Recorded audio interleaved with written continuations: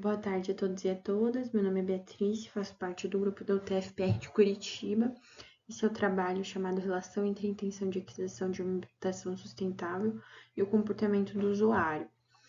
Para começar a tratar desse tema, vale falar sobre as intenções, né, que o indivíduo vai ter em relação ao seu ambiente e como fatores externos a ele, né, vão os motivar ou barrar própria nas suas atitudes, enfim, na sua relação ali com a própria vontade de adquirir uma habitação sustentável. Então, a gente descobrindo essas incógnitas, digamos assim, esses fatores, vai nos ajudar a pensar novas estratégias para adesão dessas alternativas. Então, pensando nisso, a gente colocou essa problemática que seria quais são essas relações que a intenção de adquirir uma habitação sustentável, digamos assim, né? Sustentável que a gente traz nesse sentido de ter alternativas mais ecologicamente viáveis e equilibradas, socialmente justas e também com o fator econômico incluso, e essas características que vão compor os usuários, considerando seu comportamento ambiental, seu nível de conhecimento e informação, qual que é o valor percebido que ele tem sobre isso e as próprias atitudes relacionadas à preservação ambiental e como tudo isso se relaciona na hora de querer ou não atribuir esses valores em uma habitação, né? Então, com isso, o objetivo é justamente investigar essas relações e o comportamento do usuário aqui no Brasil.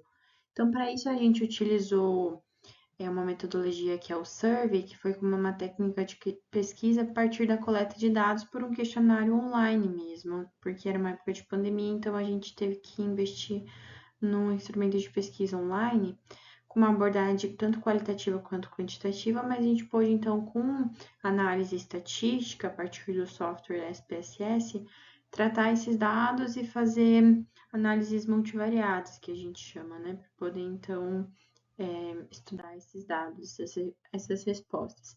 A análise descritiva basicamente é entender essa caracterização da amostra, organizar ali esse desempenho amostral, né?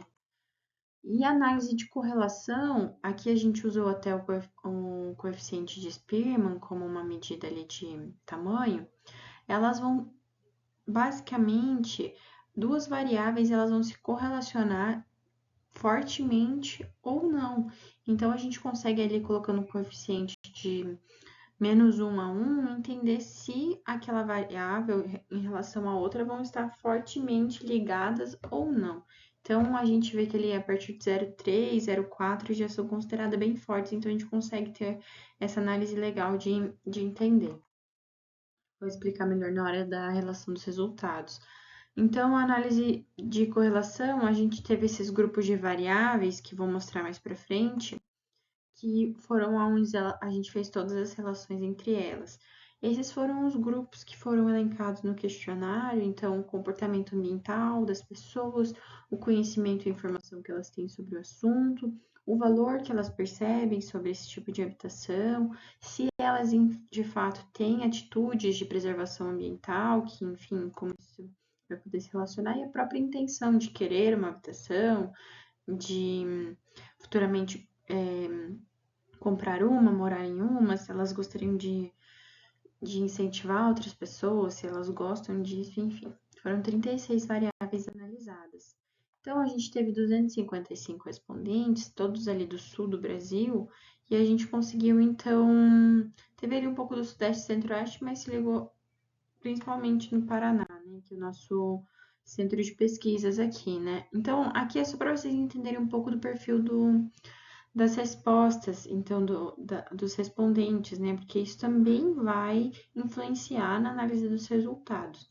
Então, por exemplo, aqui a gente tem uma maior predominância de pessoas solteiras entre 18 e 29 anos, do gênero feminino, com escolaridade ali já com ensino superior, especialização, a maioria empregado, carteira assinada, numa renda ali média familiar de 4.800 e 12.000, que ali na época era de 4 a 8 salários mínimos. Então, a gente consegue ver que é um público mais jovem, enfim, já mais escolarizado, digamos assim, né, que todos já haviam terminado o ensino superior, em sua maioria, e com uma renda relativamente alta, digamos, né? Então, a gente Claro que aqui já é uma lacuna da gente poder identificar esses outros perfis, poder estratificar de melhor forma, mas a partir disso a gente conseguiu resultados bem interessantes e significativos. Então, aqui foi para essa análise de correlação, né? Então, a gente consegue estatisticamente provar se a amostra ela é significativa ou não, né? Então, isso já nos garante maior confiabilidade dos resultados. Então, vocês vão ver um asterisco indicando isso. Então, só para vocês entenderem, os resultados em branco, né, que não estão com nenhuma coloração, foram os que não se apresentaram significativos, então ele a gente exclui das nossas análises, a gente foca apenas nesses amarelados. A corzinha, ela significa o grau de intensidade desse resultado. Então, por exemplo, aqui a gente não tem muita variação de tonalidade, mas o amarelinho claro, ele tá mais fraco do que o amarelinho escuro, então a correlação tá mais fraca também. A gente quis trazer essa análise visual.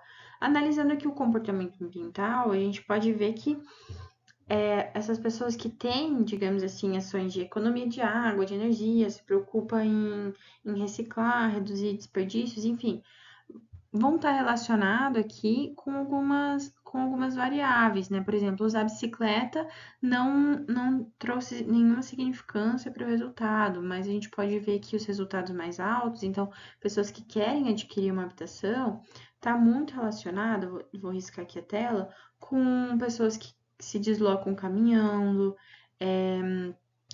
pessoas que têm esse tipo de atitude também vão considerar como ótimas opções para se morar e também apoia o desenvolvimento. Então, aqui a gente vê que pessoas que priorizam, por exemplo, a caminhada são pessoas que têm uma correlação mais forte, né? Nesse sentido que a gente quis trazer aqui.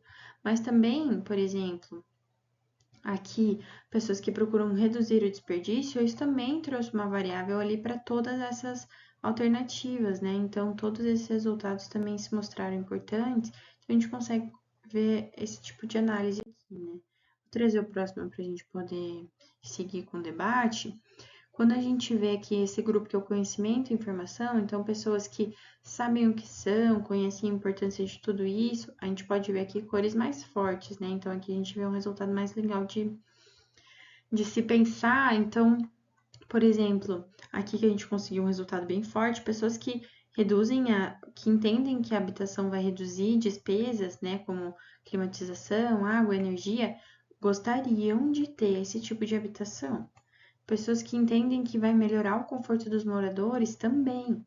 Aqui também, outra que trouxe bem forte é que reduz a poluição. Então, a gente vê que essas pessoas que têm mais esse conhecimento já conseguem ter uma maior intenção nessa aquisição da habitação, né?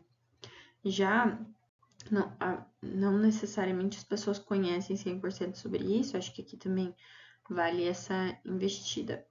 Seguindo um pouquinho, então, aqui o valor percebido, a gente vê bem forte esse aqui, ó.